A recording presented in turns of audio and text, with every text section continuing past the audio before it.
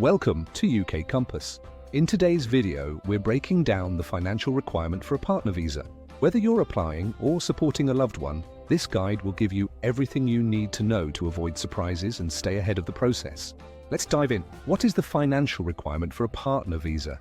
British citizens or individuals with indefinite leave to remain in the UK who want to sponsor their foreign spouse or partner for a visa must demonstrate they have available funds equal to an annual income of at least £29,000.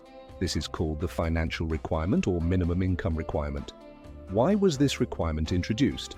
This policy was introduced in July 2012 by the coalition government as a measure to reduce net migration, to ensure families could financially support themselves without becoming a burden on taxpayers. How has the income threshold changed over time? The financial threshold started at £18,600 in 2012 and stayed there until 2024. In April 2024, the Conservative government raised it to £29,000.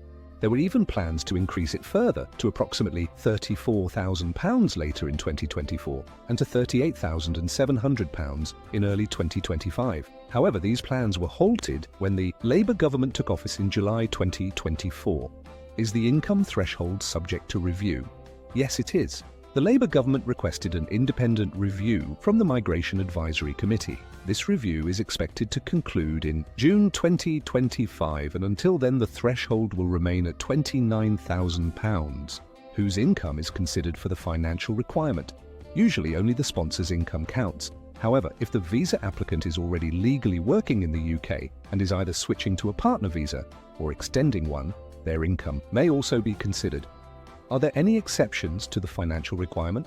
Yes, there are exceptions. The requirement is waived if the sponsor receives specific disability-related welfare benefits. There's also flexibility in exceptional situations where refusing a visa would breach the couple's human rights. What are the criticisms of this policy?